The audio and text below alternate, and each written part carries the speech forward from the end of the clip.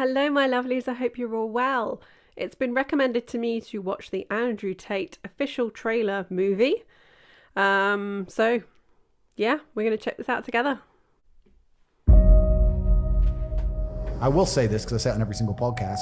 If they lock me up for some insane bullshit, Andrew Tate has been arrested. I didn't do it. The Matrix has attacked me. If I carry on at the trajectory I'm carrying on, they're going to put me in jail because I'm too influential. For the people watching at home, they just need to sit and understand that the system does not make rules for the good of you. It makes rules for the good of the people who make the rules. And a lot of the life paths laid out to the average man at home today is not for their own good. It's only going to lead them to depression and misery. Do you think you're a force for good? I absolutely not really know I'm a force for good because I'm a force for truth. And truth is a good thing. Without truth, we're going to end up in absolute tyranny and slavery, and we're already on our way there. I think there's a whole swath of the population, especially young men, that feel disenfranchised. I haven't put a magic spell on the world. The fact that people like what I say means that they agree with me deep inside. They may be afraid to say it themselves, but I am seen as a bastion of free speech and a bastion for masculinity as a whole, because a lot of men are largely forgotten about. There's no evidence in my files. I've done nothing wrong. Everybody knows I'm innocent. This is a huge injustice the way we see it. They should not be detained at this point. There are not even charges filed against them. People are trying to set him up to look like he's something that he's not. I mean the best for people. I want everyone to be successful. I want the world to be a better place. And I think the world's a better place based on the back of strong men who stand up for what they believe in. I think that's how the world's always been a better place. The Matrix programming says the opposite. They're telling us that to be a better place, all the men need to be weaklings and compassionate without any morals or without any hard lines or beliefs. I mean, those of us in the know that weak men is the downfall of society. There's nothing more dangerous than weak men, in my opinion, and deluded women who think they're, just the same as men. And they must talk in a very, very soft way, and we need to be very, very compassionate and very, very tolerant and all these things. But if you look at history, the only times things were peaceful and nice is when strong men stood up with their swords and said, no, this is mine and this works this way and no one's going to come fuck with it. I think that masculinity and strength is what makes things beautiful. It's what preserves things, and it's what we need more of. This is what's missing from the world. Agreed. Masculine men have a duty to provide and protect those they care about. We have a duty to do things we don't feel like doing because we know we're supposed to do them. And it's your duty as a man to stand up and say, I want to be as important and strong and good-hearted and God-fearing as possible, and I need to work hard to achieve those things. If you cannot control your own mind, then you are just a feather in the wind of life. Because your own mind is the only thing you can control. You can't control the weather. Right. You can't control other people. You can't even control whether your heart stops beating. You might have a heart attack tomorrow. You can't control anything besides what you think. There's no such thing as too much masculinity if it's genuinely masculine. Genuine masculinity is not out here to hurt people. It's absolutely the opposite. It's out here to protect. And when bad things happen, they call traditionally masculine men. If you need a firefighter, you need a masculine man. When you call the police because of the problem you have, you want masculine men. And as soon as a woman or a man is in trouble, when you look for backup, you look for masculine men. And masculine men have a duty to provide and protect those they care about. We have a duty to do things we don't feel like doing because we know we're supposed to do them. And that's why we stayed in the Titanic and died.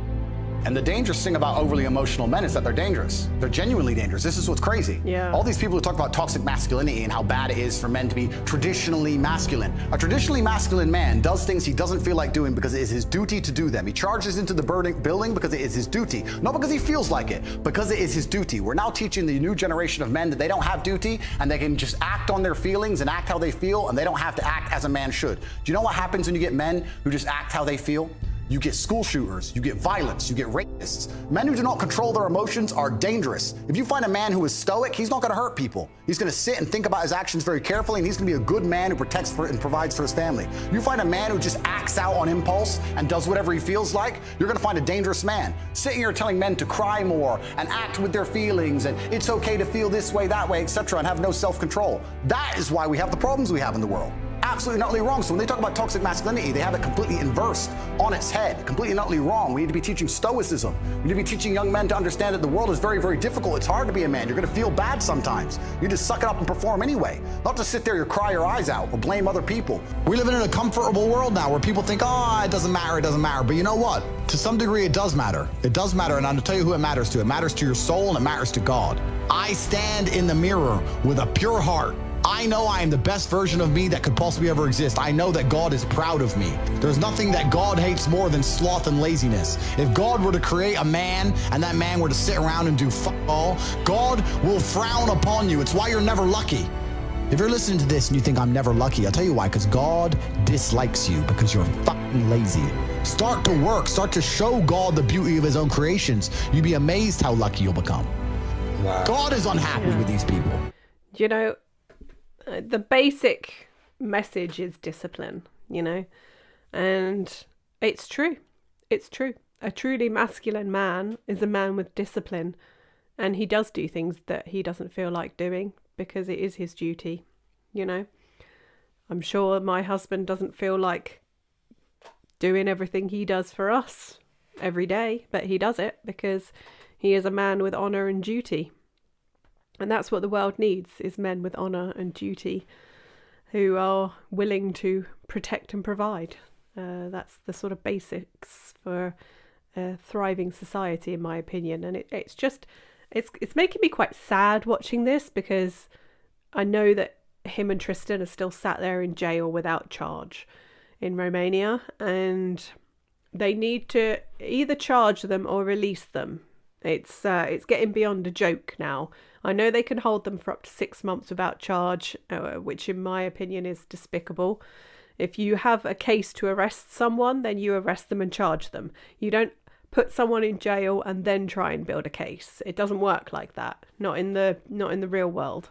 But he said it himself. Romania is incredibly corrupt. He moved there to take advantage of that corruption, and now it's bitten him in the arse. But anyway, let's continue. And inside their hearts, they're unhappy. We talk about depression, anxiety. That comes from self-loathing. You loathe your own weakness. You loathe your own laziness. This is what all of these things are. I don't feel depression. How can I feel depression when I'm the most powerful version of me that I could ever fucking be? How can I feel depression when I could squeeze my own hand hard enough to break my own bones? How can I feel depression when I've smashed and destroyed 68 people's faces in front of me, men who thought they could test me in fair combat? How can I feel depressed? It's impossible. Do you understand? Wow. You love me. Andrew Tate's one of the most wonderful human beings I've ever met in my life. I hate everything that's going on. Like, love him with all my heart. Yeah. Like, I'll die on that mountain with you, bro. Yeah. Let's get on that hill. Where's the sword? Why is the enemy of the state, so to speak? He's got the hearts of young men. Mm-hmm. He's got the hearts of young men. And that's a threat. And some women. I feel like men nowadays need an Andrew Tate. Do you know what, as well, like, I was chatting to one of the young lads that I work with. He's only just turned 18, bless him. And he'd been out the night before with some of the other guys. And he said, you know, there were no decent women out. And he loathes the attitude of the women that are around today. And I said to him, you know, I feel really sorry for young guys today, because the attitude of women, because of the modern feminism, has basically destroyed the relationship between men and women, well, for the most part. And it's disturbing. It's disturbing, the things I see. Who's motivating men to be men? If you cannot control your own mind, then you go through life with zero control, zero influence. You can't control anything. You're just a feather in the wind, waiting for life to blow you from happy place to sad place to happy place to sad place, completely hoping on the gods to be fortunate to you, because if any genuine discomfort comes your way, you're fucked. Because everybody's fucking distracted. They're getting distracted by this, distracted by that, watching fucking Netflix, jerking off to Pornhub like fucking jackasses. It's so easy to win if you can control your own mind. But it seems that nobody fucking can. And that's how the people who run the world keep the world running, because they have all the slaves exactly where they need them to be, permanently distracted and semi-depressed, working their asses off in jobs which will never satisfy them and never pay enough money. That's the Matrix. Hey, Andrew, how do I get like a six-pack quick? What's the fastest way to get a six-pack? Why does it have to be quick? Why does it have to be easy? Why do you think life is all quick and easy? Why can't it be hard and difficult? Why can't you suffer? Because suffering is what gives it value. If everyone had a six-pack and it was quick and easy, then it wouldn't be valuable, would it? If everyone walked around with a six-pack and they got it easily, then no one would give a shit. The whole point is that it's difficult to get. Value is linked to difficulty. If you want something that is valuable, you need something which is difficult to obtain. The fact that you just said you wanted it quick and easily shows that your whole mental model is fucked. You shouldn't be thinking about quick and easy. You should be thinking about hard, suffering, pain, going through it. That's what you should be thinking about. This is going to be hard, but I'm going to do it anyway. Because when it is done, then everyone's going to know that I went through something difficult. Why do you want it to be quick and easy? You're Don't right. you understand how your mind is? Your mind is broken. Your mind is broken. He really worked on Aiden, from what I could see from their interactions together. He really woke that young man up. And this is a young guy with a lot of money and influence, because he was, like, I believe, through streaming, he became a multi-millionaire. But he's right. It's the modern attitude of I want everything quickly and easily. And yeah, it does take away the value of something if it's easy to obtain and everyone can get it. I don't know, I've never had a six-pack in my life. I say that life as a man is exceptionally difficult. I say the most beautiful and the most terrifying thing about being a man is you're born without value. Society doesn't care about you. You're only going to be cared about based on how useful you are. You have the chance to build yourself up and become a superhero if you're prepared to do the hard work and be indefatigable enough to never quit. But if you're going to stand around and wait for a handout, nobody's going to ever respect you. I think that the world's never going to think you're important unless you make yourself important.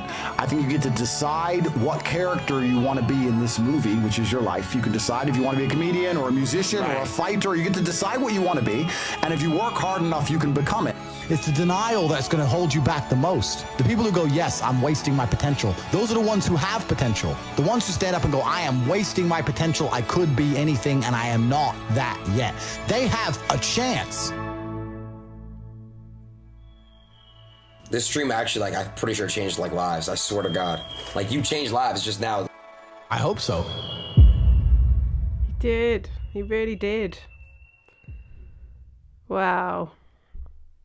Well done to Michael Christian for putting that together. That was epic. I really enjoyed that. I'll link to the original video in the description as per usual, which I do on all my reactions anyway. But yeah. Wow, it actually made me a bit emotional.